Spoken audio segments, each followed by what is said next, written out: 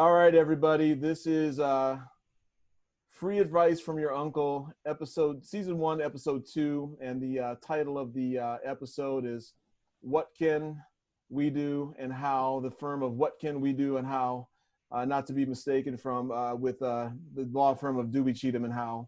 And again, this is titled that way because we've been having some interactions online. I think I tagged all three of you guys, in fact, on some of my posts.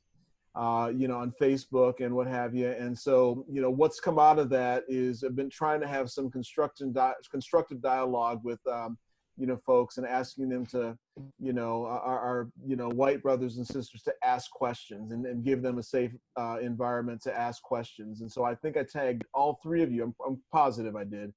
And, one of the things that came from that were, hey, can you talk about, this on Free Advice from Your Uncle, episode 2. And so that's the title. And really the purpose of it is the question that's being asked a lot is, okay, so great, I'm down, what can I do to help, and how do I make change? And with everything that's going on, we'll get into this, but to start, so, just to preface, we have an audience that I think is, pretty wide and varied in terms of demographics, gender, color, the whole shebang, and even people who believe. And so we'll give you the full disclosure up front. All of us have kind of have a, spiritual, religious, Christian background too. So, all of that's going to come through most likely in all the answers we give.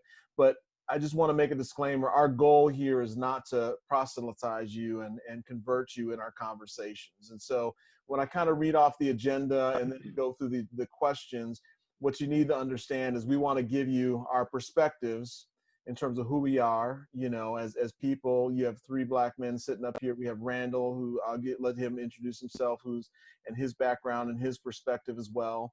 But we also, have a profession of faith as well. And so all of that's going to bleed through.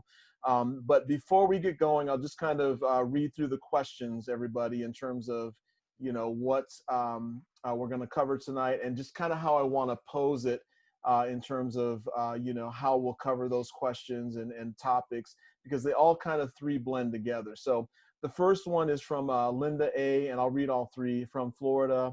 How can family and friends who are white best support you and help you bring change to the issue? Which is a great question, Linda. And then the second one is Olivia S. from Illinois. How can women who are married to men of color who are raising boys of color support them, considering the current events of Ahmad Arbery and George Floyd? Another great question. And then Scott B. from Colorado, he says, hey, Paul, what if, how can we help, was a topic for your next Free Advice from Your Uncle show, which is what we're doing right now. I'd love to hear all of you and your brother's thoughts, and as what would, I'm sure, many others. So that's how we're gonna cover those questions. We'll probably get into a few more. Josh is a hard stop, I think, at 6:30. Josh, you said 6:20. 6:20. Okay. And so if we are going over, which I can't imagine that we won't a little bit, we'll continue on with me, Randy, and Leon. And how I want to pose to deal with all of those questions in terms of everything that's happened since our first episode, right? We covered this, Josh and I got into it with Ahmad Arbery and what happened down there in Georgia, in your neck of the woods, Randy, and just kind of went off topic a little bit, and it really made our show really, really long. We don't want them to go this long typically, but this is important enough for us to, spend some time on it. So the first, there's 5 areas I've kind of broken down that, and again, I'm open to, suggestion if we need to kind of switch, but that we want to address and talk about, how these different questions can be addressed. And the first is politically, the second is socially, third is economically, the fourth is individually, and then the last one is spiritually. And we're going to, kind of talk about our dirty laundry as a church family a little bit. And, those who are not interested, that are not believers, that want to drop off, just giving you a heads up that if that's something that doesn't interest you, feel free. We're not offended. But I think that, we are going to talk about it. And, Josh and Leon are both pastors and men of the cloth, if you will. And just so you know, too, it's going to be pretty even-handed. They both know kind of my stance, especially my brother Josh. And by the way, all three of you, I give you permission to disown me and you know, basically make the claim that all views expressed by Paul while on this show or on social media are not necessarily espoused by you, which is completely fine. I know you guys have a different reputation. I'm not on the payroll, so I can be a little bit. Somebody put a response to one of my posts that said Paul bluntly describes the African American experience, and I won't say any names in terms of who made that statement. But it's okay, because like I said, I'm not on the payroll. I don't have to kind of walk a softer line, and honestly, I really don't care. So you know, at the end of the day, you know, that's where we're coming from. So that said, thank you, gentlemen, and I use that term very loosely and lightly, for joining the show today. Josh and I have already introduced ourselves. I want to give a couple of minutes for Leon, who, full disclosure, is also a cousin, a family member of Josh and I. And so we want to make that known too. And it's kind of crazy. We didn't get to know each other until, I don't know, it's got to be over 10, 12 years ago, or not, maybe not. Yeah. But it's been a minute. And you came from a different, we won't say Cleveland, because, you know, we're not big Cleveland Cavaliers fans here, but I'm a Bron fan, though. I am too. Listen, I appreciate his go. political commentary too, which we may cover that, by the way. And then we have my good friend, Josh and I both are a good friend, Randall Bonzer, who's quite the interesting dude. I'll let him tell a little bit about himself as well. But you know, we'll start out with Leon. Leon, will you introduce yourself? Tell everybody who the 6 or so subscribers we have currently who you are, and you know, a little bit about yourself. Yeah, so my name's Leon Stevenson. Was raised in an inner city area until I went to high school, and in high school moved to a neighboring suburb that was very much integrated and had a lot of different people of different faiths and different ethnicities. And it was there that I kind of had my first friend that was white. I didn't know any white people, interact with any white people until high school. This brother and his family did something crazy. They invited me over before he got home, or the family got home, said, hey, just go ahead in the house and just, you know, grab whatever you want out the fridge, sit down and just relax. And I'm like, people do that? They let you in their home without them being there, you know? So they just welcomed me in, and it kind of broke down all the stereotypes I had of white people through the depth of this relationship. And so it was kind of out of that reality that I went to college. And before I knew it, I had like a lot of really strong friends and great experiences in Black community at college, the same with white friends at college. And I had these two kind of separate worlds that I found myself dabbling in both. And it was at the end of some graduate school at a school that you guys don't like to mention very often, but somehow the definite article of the Ohio State made it onto my school. And it was at the end of that grad time that the Lord just put on my heart that you're going to find no greater joy than serving me full time. And so I ended up going into ministry and learning more how to do ministry at a seminary. And God just kind of led me through connecting with the team to start a church.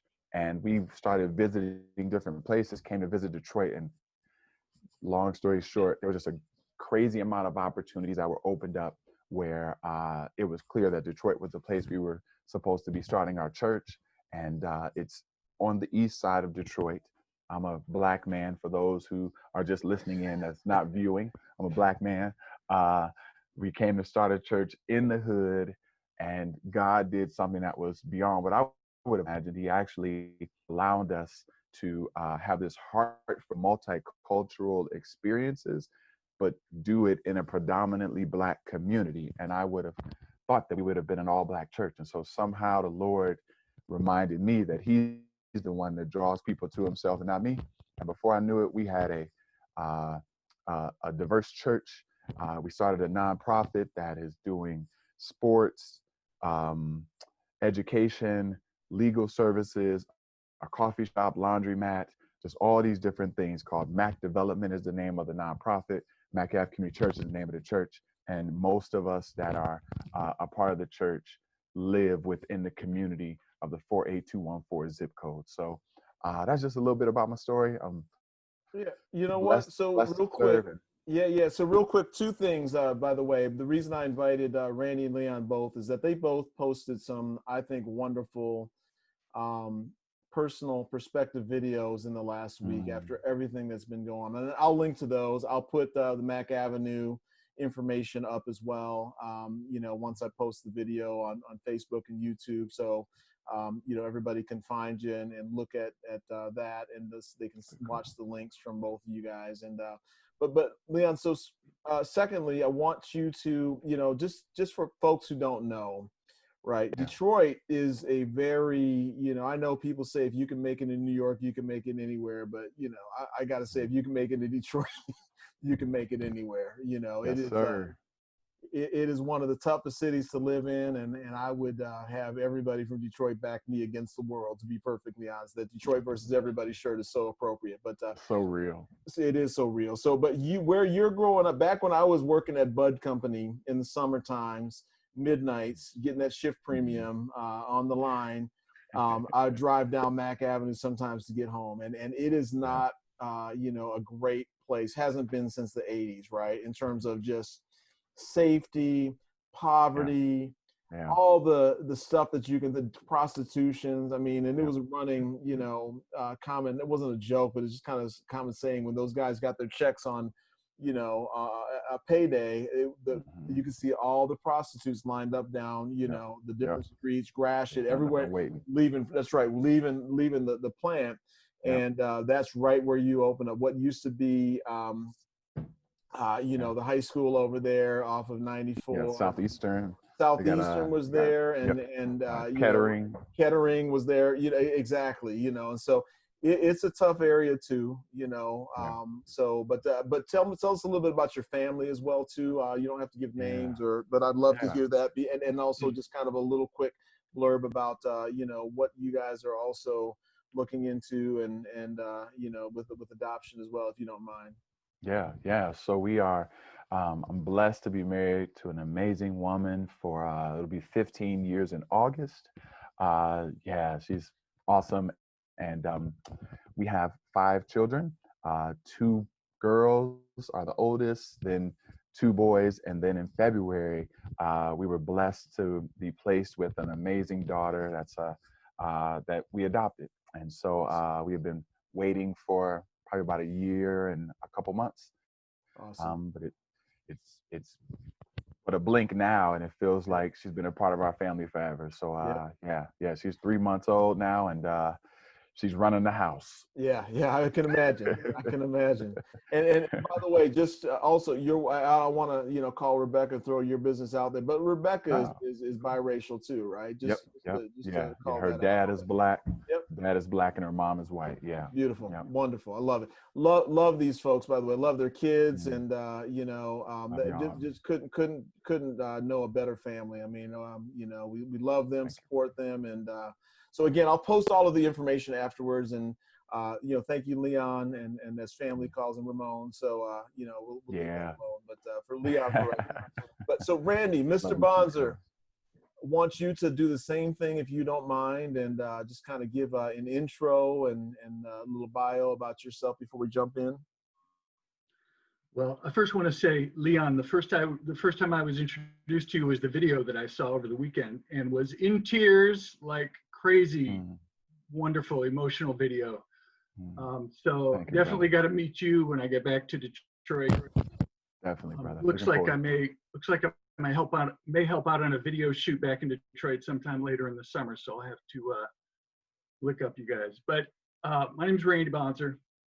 I grew up in the suburbs of Detroit. And if you're from Detroit, you know that I'm not from Detroit. And, down here in Atlanta, I can say to people I'm from Detroit, but if someone is from Detroit, they say, you're not from Detroit. You may be from the suburbs of Detroit, but you're not from Detroit.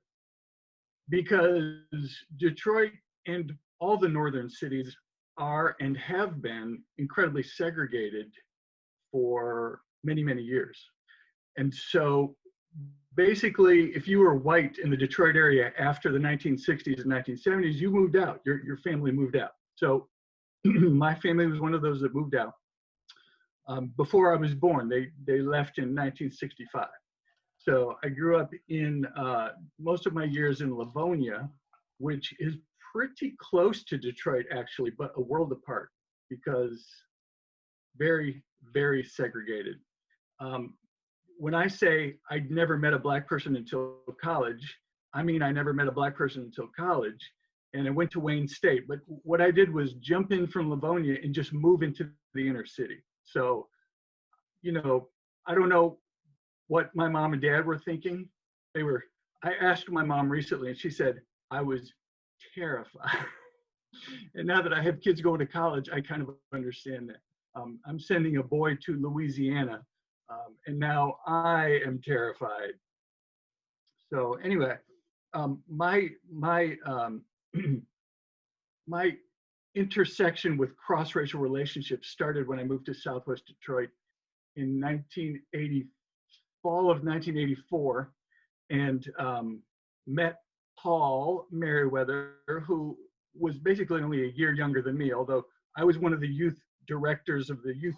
You know, Paul was only a year younger. So we ended up just being friends. It never turned into like a mentor relationship or anything like that. And then got to know Pete, his younger brother. And then there was this little guy running around, Joshua, that I never got to know super well because he was younger than the others. But anyway, he was there as well. So I went to the church that they were already attending, an inner city Presbyterian church. Now, you tell me about oxymorons, but it was a church that was basically run by the people in the church. And there was a bunch of people who had moved from the suburbs to help out. And the people who moved in were white.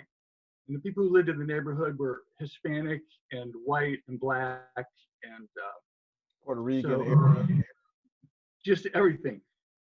Poor white people, just dirt poor white people, just, you know, all kinds of people that I had never met coming from Livonia. If you guys know Livonia, it's fairly upper middle class kind of a place.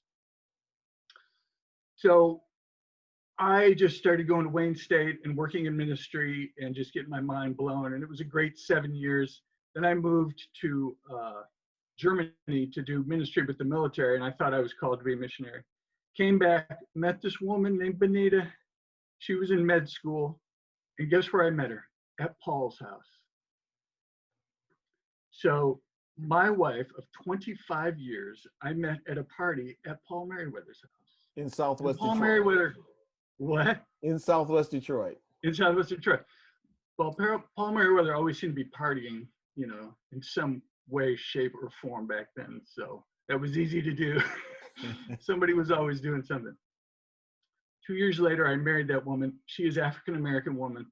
And we immediately moved to one of the whitest, most conservative places in the world, which is West Michigan, Grand Rapids. So we not only were sort of countercultural back then, but we moved to a place where people looked at us like, what is your problem? So that was really trying to be interracial in a very conservative white kind of place, kind of started us in this idea of we're going to have to be bridge builders. So we feel like we've been bridge builders for many, many years. We've been married for 25 years.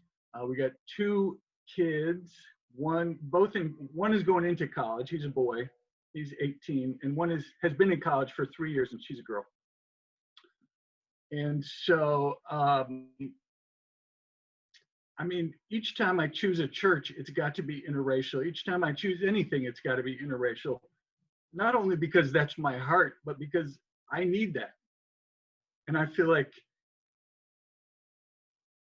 if I was just to do life the way I grew up, that would leave me devoid of all the information, culture, practicality that I've learned from different people from me throughout the years. And so I don't want to hang out with people who look and sound like me. So that has been sort of my motto in life.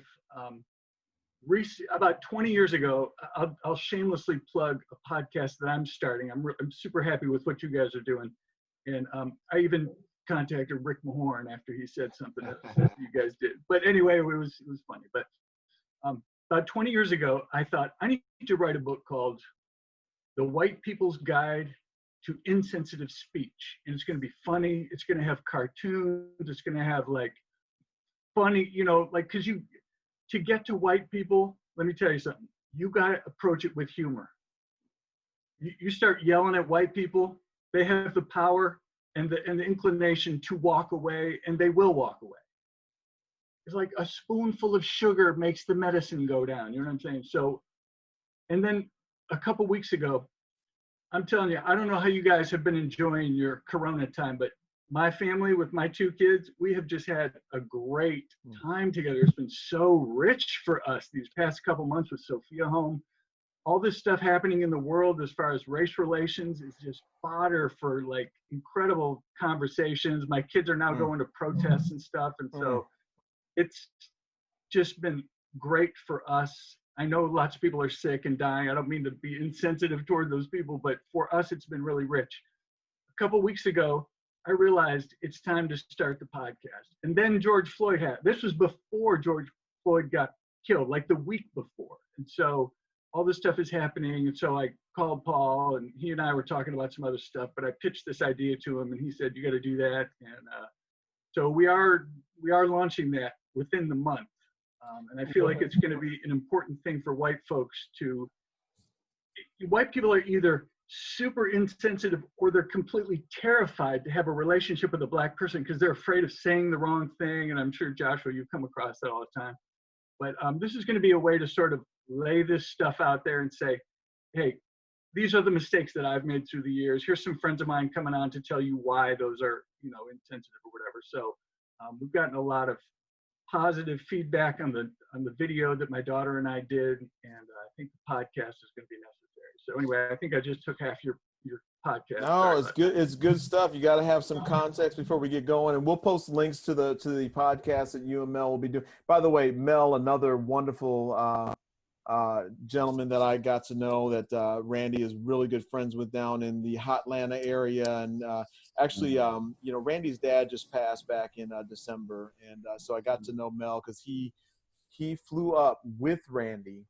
And Mel's African-American black guy who is good friends with him, and he and his wife hang out, and Randy and Benita hang out, but flew up with Randy to support him and actually spoke at Randy's dad's, you know, memorial and funeral as well. So I got to meet him then, and you know, really good guy. So I'm really just, you know, selfishly excited to see what you guys do with the podcast as well. And so I'll put all the links, and, you know, so people can kind of pursue you guys and check you guys out, including the 2 videos that were there as well. So, you know, so Josh is my co-host, and my you know, both my brothers are my better thirds, by the way. So I'm so proud to have them as my brothers. And but Josh, do you want to say anything before we jump in and get going? You're on mute, brother. No, let's just jump in because I only have so much time, and then we'll mix it up. All right, you got 20 minutes. Okay, so we're not going to get through all of this, Josh, but I think it was important for the introduction. So I read the 3 questions, and I think that we need to kind of go through. And so we'll start politically.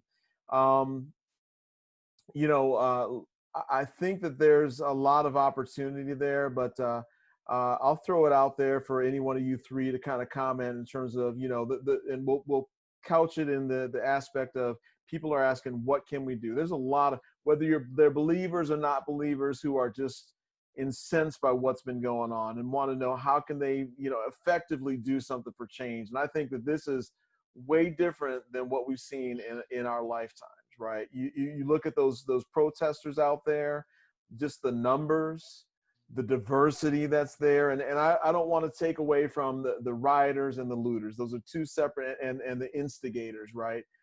Those are just, you know, let's not talk about that. The majority are people who are sincere and want change. So I'm going to throw it out there and let you guys just kind of commentate on or respond to that. How can people make things happen and make change politically? So I guess it depends on which people you're talking about. Just honestly, you know, what I tell African Americans in general, there's a few things. Obviously, we need to be more involved in political things, you know. So we need to have more informed candidates or better candidate, we need to have more candidates that are well-rounded. And so to be more involved, in particular, because in the African-American community, we're kind of turned off towards politics. It has not served us at all. No matter who we vote for. If you vote for a Republican, they haven't done us right. If you vote for a Democrat, they haven't done us right. So why should I be involved at all? But the problem with that is that so there's always a lesser of two evils, and you have to, in our context, say what's the lesser of two evils. And I mean, that's not, that doesn't sound real sexy, doesn't sound like, wow. But I just think, one of the things Michelle Obama said in her book, or in her book tour, was that she just wished more of us would vote, however we vote. It really pains her, and that we are not involved. So if I was talking to an African-American, we would be having a conversation about getting involved, even though I understand how, what's the real takeaway? What am I really going to get out of this? So I'll leave it there and let somebody else respond to something. Thanks, man. Yeah, I think that, and I'm sorry to all of the listeners and viewers that, like, most of what I say is going to come from a church context. It doesn't, I still will hit on each topic politically, socially, economically, health, but like, that's just the lens by which I breathe through a lot of things. And so, like, I've found it interesting, especially in the last year, how much people say, like, specifically for my white brothers and sisters, the church should not be involved with matters of politics. The church should not be involved in matters of politics. And I just don't believe any of us actually believe that's true, whether you're like a Christian or non-Christian, because for instance, like, part of our neighborhood is right next to Chrysler plant. Chrysler just had like millions of dollar expansion. That expansion is going to allow all types of contaminants and really unhealthy things for the people who live right next door that they're going to be breathing. Like this, we know there's going to be pollution in the air from like 3 times more production. I don't think anyone would have a problem if we influence legislation to make sure that the children that are breathing those things have that Chrysler has to step up and make sure those families are cared for. So people don't have an issue when they are behind it, when they think it's the right thing to do. They'd be like, man, that church did a great job of making sure those kids were protected and actually could breathe.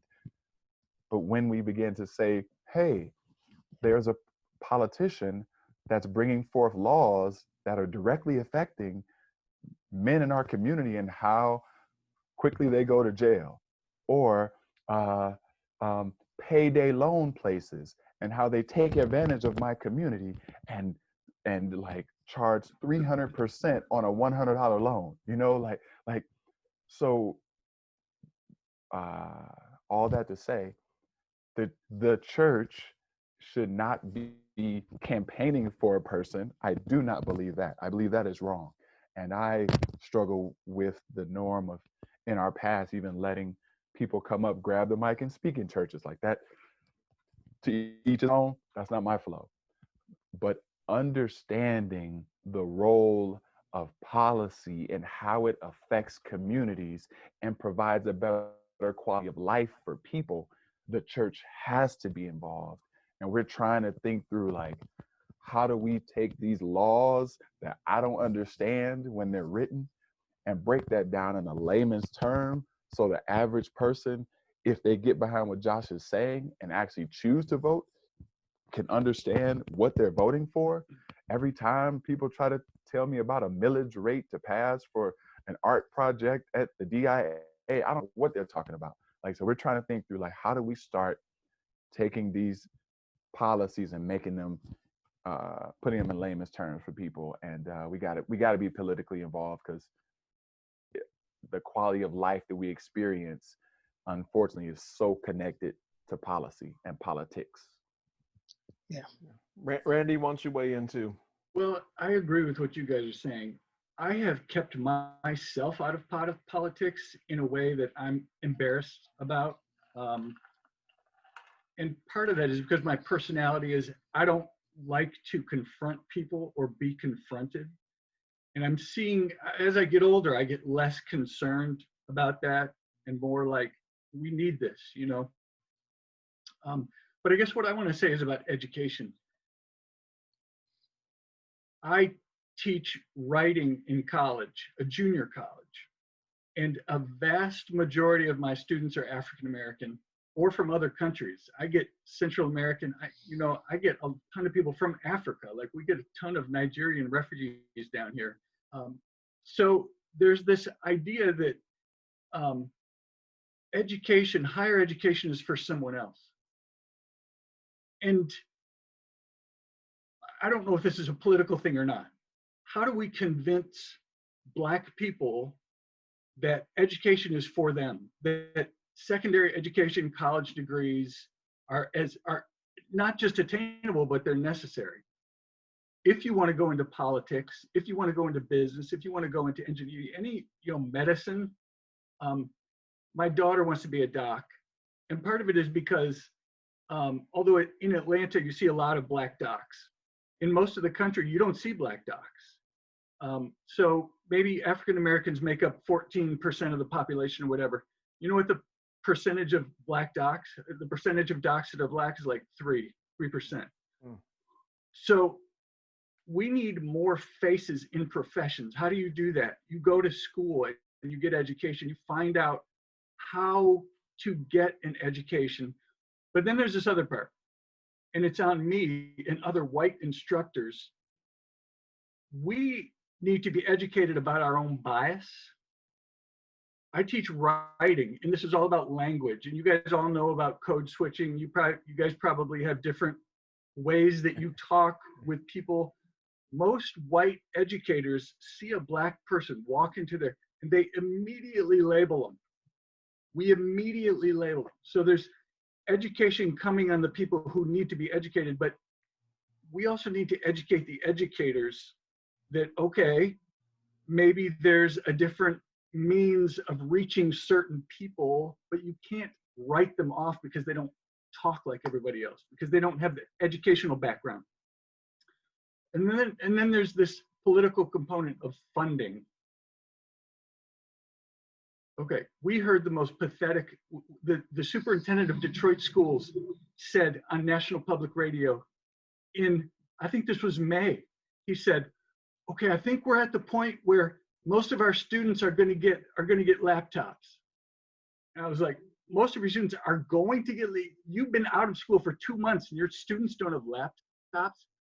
In my county, every student had a laptop before they left school, and when they left, they took their laptop with them. So it was uninterrupted education from one thing to the other. The county we live in has good, income, has people with income, and so we can fund our schools. But there's got to be a way to fund all schools with the same amount of money, and to teach teachers to teach in tough environments. And I don't know how to do that. One of the people coming on my podcast is part of Teach America, so I'm going to ask her some of these questions. But so to me, a lot of this starts thinking about education. I think that's great, and I think that Josh, I'll let you leave you a final word on this topic, and I know we have about 8 more minutes with you, but he mentioned I don't want to get into that whole thing and put you and your better half on point on our podcast, because I want to be sensitive to that. But do you have anything you want to add to that? Yeah, I'm a former educator. My wife is high up in Detroit Public Schools. She actually worked on this laptop initiative, and the fact that we even have to have an initiative is a problem. But there's a few things Randy said that I want to piggyback off of. First of all, language. So I taught in one of the poorest areas in Detroit. I taught all over Detroit, but I didn't even know I was in the poorest area until somebody brought me the stats, and I was like, wow, they compared us to a third world country, which angered me, but there was some truth to it though. But it angered me, the whole idea that we're in America having this kind of conversation. But one of the things I had to learn to do with my kids is to teach them how to be bilingual. So there's hood terms, there's how you speak to each other, just, day to day.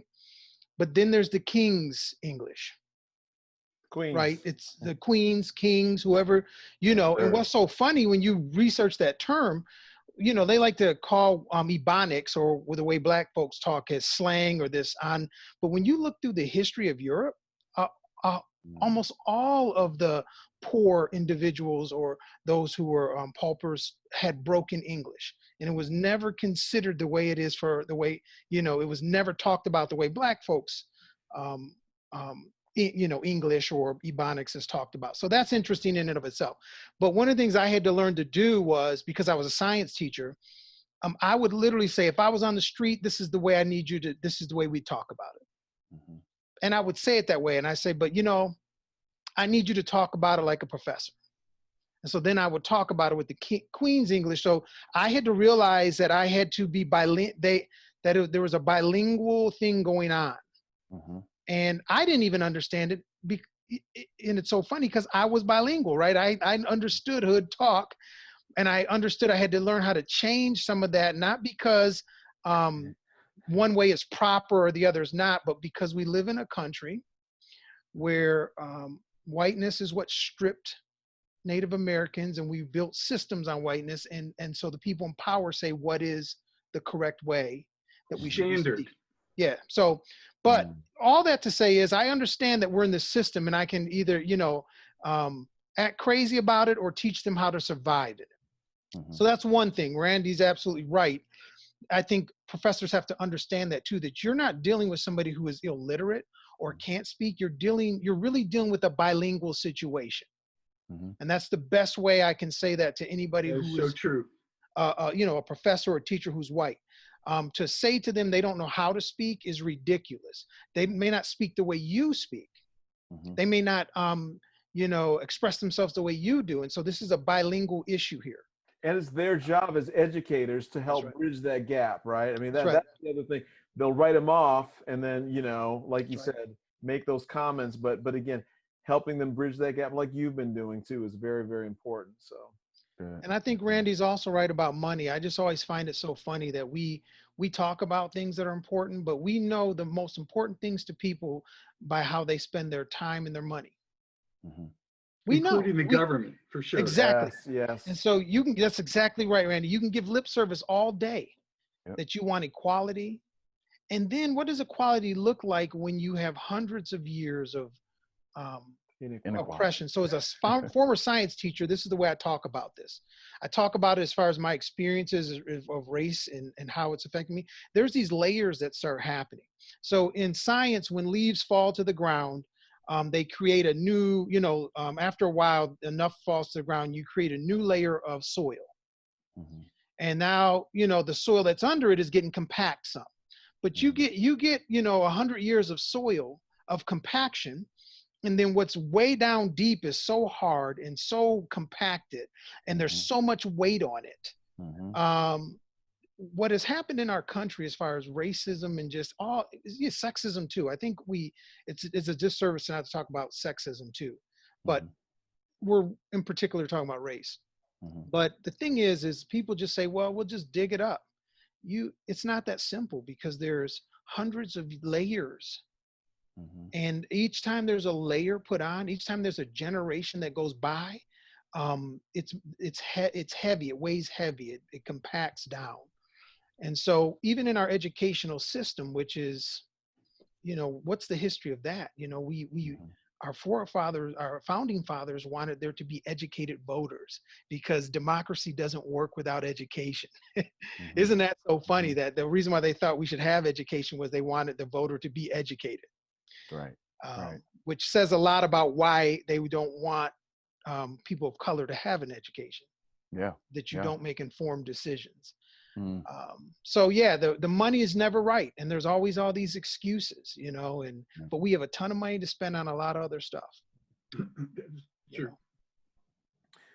Josh, you know, I want to be sensitive to time, and that was great, you know, commentary and input as well. We're coming up on 6:17, and I wish you could stay with us, but I want to be respectful of what you got to do. And is there any parting words at 6:17, 6:18 that you want to give everybody before you Yeah, I do. Let me give you just a few things. One of the questions that was asked was, how do I, or how do white folks? And so when Paul said there's 3 black guys and 1 white guy, I laughed, because the truth is there's 2 black guys and 2 white guys, because me and Paul are half white and half black. So I know that sounds funny, but it's true, because my mom was white, and I don't ever want to disrespect the fact that, I'm white. Now, it'd be another conversation to talk about how that side of the family treated us. But that's another conversation for another time. But one of the things I want to say, so, I'm dealing with, even as a pastor, I'm working with the churches that are white. And I'm having a lot of these conversations and learning a lot myself about how to help my brothers and sisters, move along the continuum. But one of the things I've learned from the beginning is simply this, is that I have a conversation that matches up kind of what Randy is talking about. White folks are scared to talk about this, because if they say something wrong, they're accused of being racist.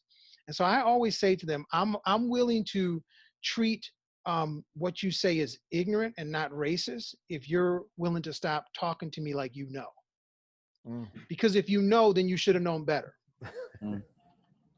But if you didn't know, then it was just ignorance. And then I follow that up with another thing. Ignorance, because see, ignorance is kind of this cuddly word. Ignorance is the baby of any ism. So I'm willing to attribute that to ignorance. But what I'm not willing to do is cuddle with that. You let that boy grow up, and now it's sexism, racism, classism, whatever the ism is. And so we start out right there with, and then we start reading books together, doing some different things together, and talking through some things, giving each other some leeway and building the trust.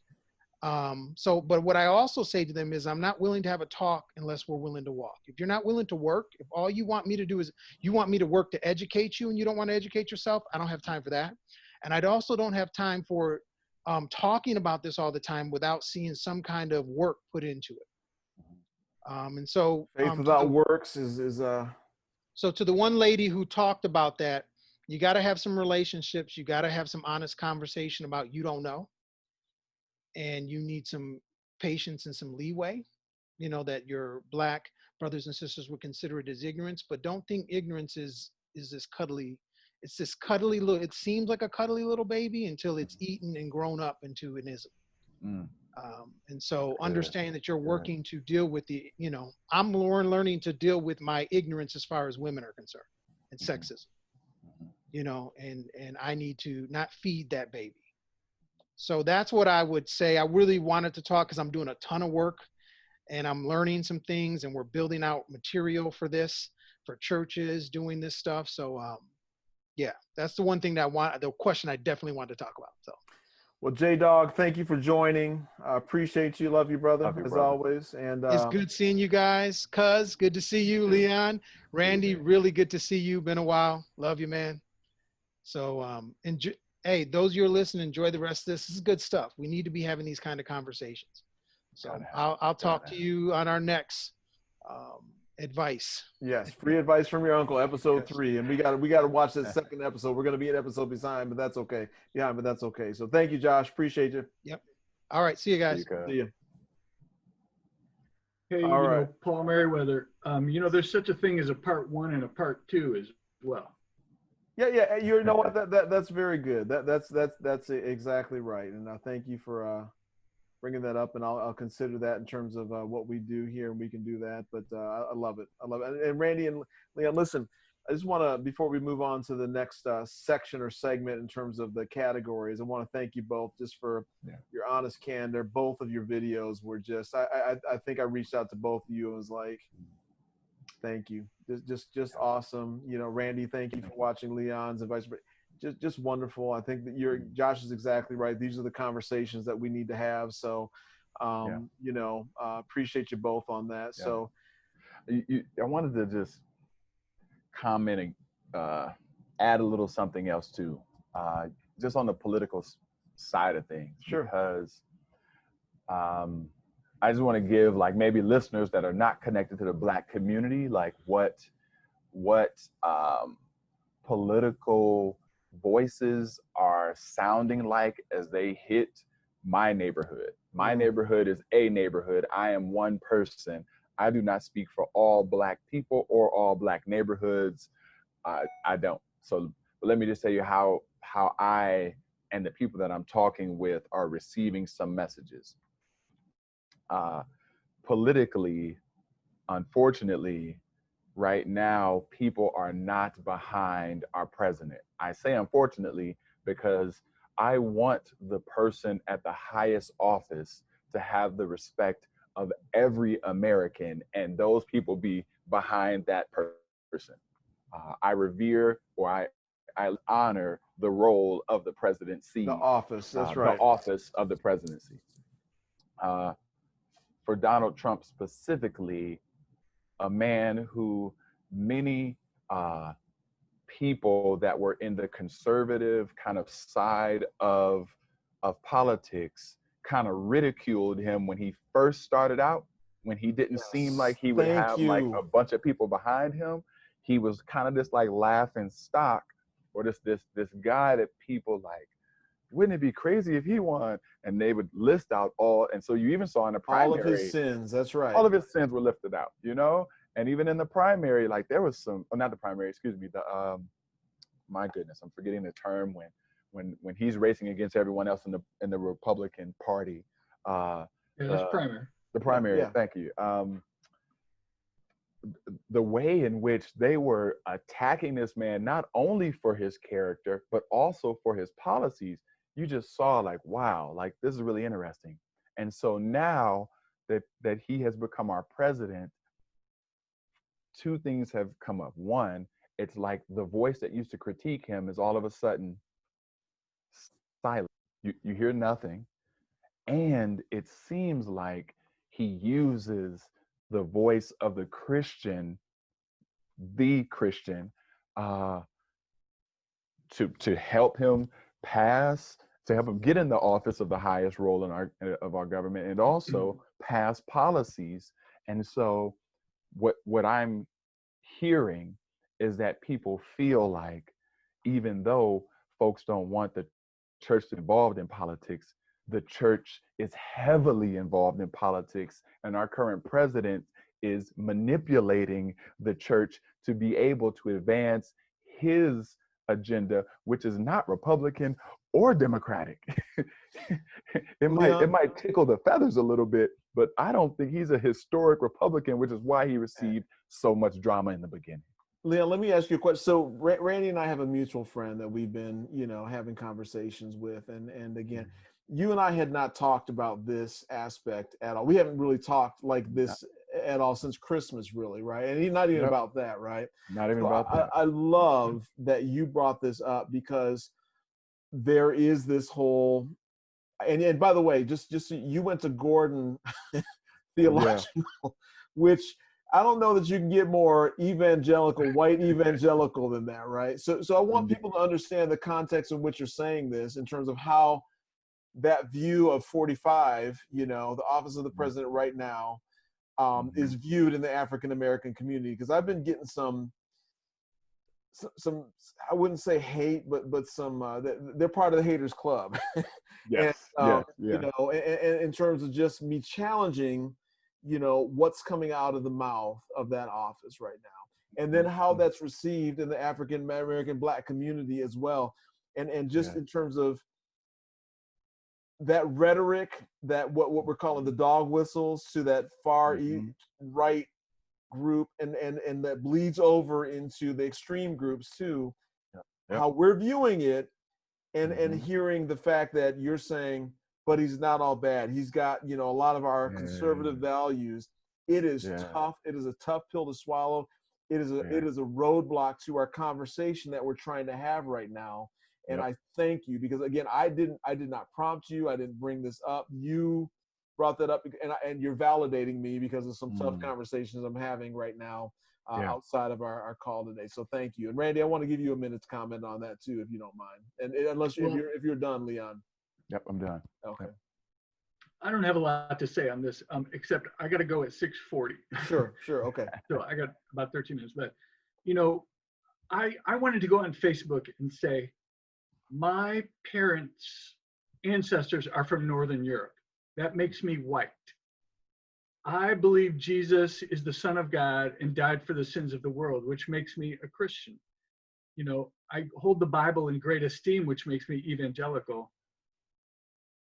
And there's a lot of labeling going on of everybody because it just makes us comfortable to put people in boxes. You know, I have a ton of friends in the writing community who are, I mean, I don't know how liberal you guys are, but they're more liberal than you times 50.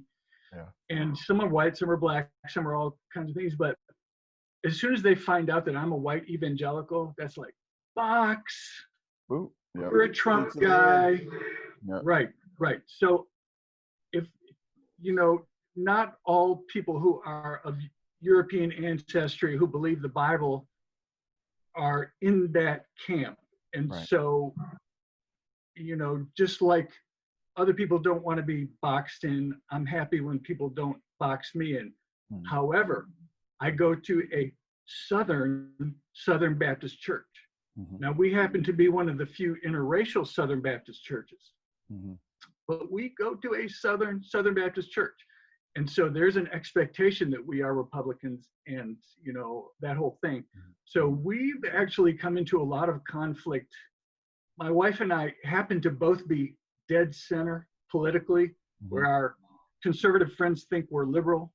Our liberal friends think we're conservative. You guys probably fall somewhere in that spectrum as well. Yep. I would think. I don't see how you can love the Bible and not be Yeah. right in that uncomfortable middle part, because there's extremes on both sides of the Bible. Is just like, you know, Yeah. you got to be uncomfortable with both parties, I think, Yes. if you really esteem the Bible. So I just want to put that out there. I guess I didn't really say anything, but that's one of my uncomfortable spots in this whole dialogue. Yep. Well, and Randy, I think that again, it's interesting. You brought up something in, you know, your video and in our conversations, and in, you know, one of your posts. By the way, thank you both, by the way, for reaching out to the, you know, my white friends who are being very vulnerable on the posts that I've been making. You guys have contributed, but you know, you have. You know, obviously, Leon, you have black sons. Randy, you have black sons. I have black sons. Even though they may be on the lighter shade, they still will face that depending on, you know, how they're wearing their hair, you know, who they're hanging out with, right? And so we've all had to what they are technically. I mean, according to the Constitution of the United States, right? They're all that's exactly right. You know, so I guess my question is that, you know, I get it, and Randy, I think you beautifully articulated. You know, if you really aren't putting, and what I'm finding is that a lot of, and again, I don't want to paint with the broad strokes, but I'm going to do it. But I find a lot of evangelical, you know, white evangelicals doing is putting, and I see it on these flags, I see it on these pulpits, right? When I haven't been to a church in a long time, and you guys both have, you know where I stand on that piece too. That's okay. That's not what we're getting into today. But I see it on these pulpits. I see the flag right up there with the cross. And what I'm finding is that the flag is superseding the cross and what the principles are of who we, you know, say we believe in, right? And I think that not only myself, but a lot of, you know, young millennials or whatever the next, you know socially classified generation that come behind them are struggling with that whole piece, right? And I struggle with it, right? How can you even have that flag up on the same, you know, platform as the cross, and have it on the same level, and I'm seeing it supersede. So I just, you know, before we move on to the next topic, and I think I'm going to have to, you know, at 6:40, Leon, what we'll do is I'll get a second session in here and ping you guys when we can kind of continue this and bring Josh back into the fold. Like Randy said, a part 2. That sounds good. Yeah. I'm all for it. All right. Come back. Good, beautiful. So we'll cut it short and let us have our family time tonight too. But we'll end on this subject. But there's a struggle that I have with seeing that there, and then seeing it supersede, right? And so I want to hear you guys kind of talk about, you know, what that looks like.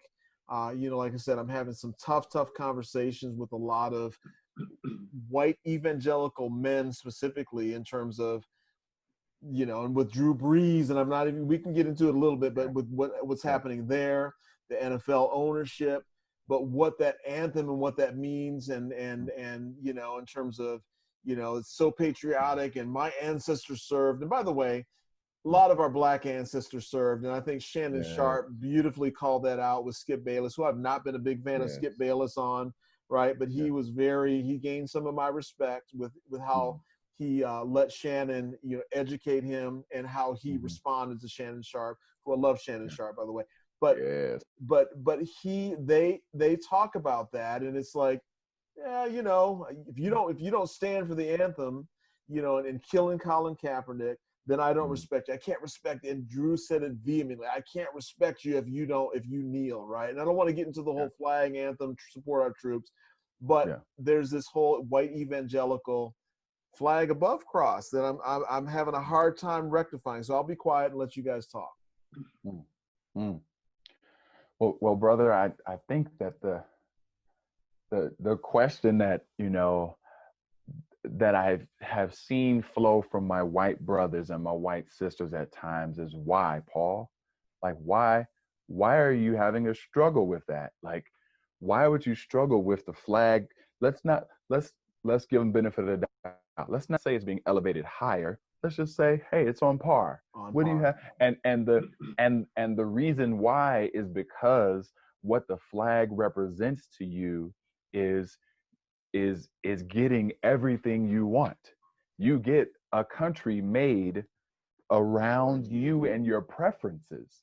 Now, for me as a Black person to say you get your preferences does not mean you've never had any trials. It does not mean you've never known obstacles. Never worked hard. Mean you don't work hard. It does not mean you just have had a cushy, lovely life. Not saying that. I'm saying that first, nothing should be on par with Jesus or with the cross or nothing. But if you are going to put something on par with it, please find something that communicates the truth of our country. I hold the flag in a high place. I'm American. I've been very much afforded some privileges to travel outside of our country, and I've seen other worlds, other nations, and the beauty of our democracy and what being America affords me. I am privileged just because I am an American. But the American story is beautiful and bloody. That's right. And treacherous. And until you are willing to acknowledge both, you can't do. And I feel like the story of America is similar to the story you were saying earlier, Paul, of Trump. Hey, he's so great. He's doing all these things, and when he does that little thing, you just kind of got to excuse it. No, like we will not hold high a flag of a nation that has yet to acknowledge the devastation it has caused to Native American people and African American people. I'm just in awe. Like, I'm not asking for reparations. I know that's like a term that'll set folks off. I don't want nothing. But if you look at other nations have at least paused and said, you know what? The atrocity that we committed was bad, and we should not have done that. And now, can we try to start anew? We're not even getting that at all. We're getting the doubling down of get over it. You have all your look at you like everybody else, and everything is on par. Everything's on par. Everything's on par. Leon, I don't want to cut you off, but I know we're coming up. We have 4 minutes left. I want Randy in here. Yeah, exactly. I want you to jump in and talk to this. Well, we can do a part 2 and a 3 and a 4 because this is so important. And then I'm going to have you guys on my podcast too. But here is one thing I learned right away, that the Black people in my family, now that I'm married into, they love celebrating on the 4th of July. Yeah, we kick it. But they don't love the 4th of July in terms of its Independence Day, because it never was independence for 100 years since the beginning. When that thing was signed that all men are created equal. That's right. We declared that Black people were not people. We declared that when we declared independence. So I'm always ambivalent, and I think white people, this is part of our podcast. If you're going to talk about how great July 4th is, at least tone down what you're saying, because there are people who are very ambivalent about Independence Day. You know, yes, it's a day of celebration, but it doesn't mean the same to you that it means to everybody else. Are you willing to accept that someone else might have a different view? If you're not, then you're not considering the real truth of our country. And Randy, black men have served, and black women have served in almost every major war this country has stood for. Yes. Haven't gotten the same benefits. That World War I, World War II, we don't get those black men who fought and died did not get the benefits of the GI Bill, didn't get loans to build houses, all of that. And again, I encourage you to check out Shannon Sharp. He does a wonderful, masterful job in terms of just kind of talking about this whole thing too with the NFL, but also there. So again, with liberty and justice for all, not for all. It's not for all at all. That's the issue, right? Your status quo is very comfortable if you're a white American, right? And what you're standing for with honor, with hand on the heart, saluting the flag, you know, the whole thing, it's because you sleep well at night.